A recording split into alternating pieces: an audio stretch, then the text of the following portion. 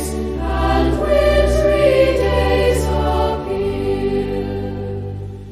His hoary frost, his fleecy snow descend and clothe the ground. The liquid streams forbear to flow, in icy fetters bound.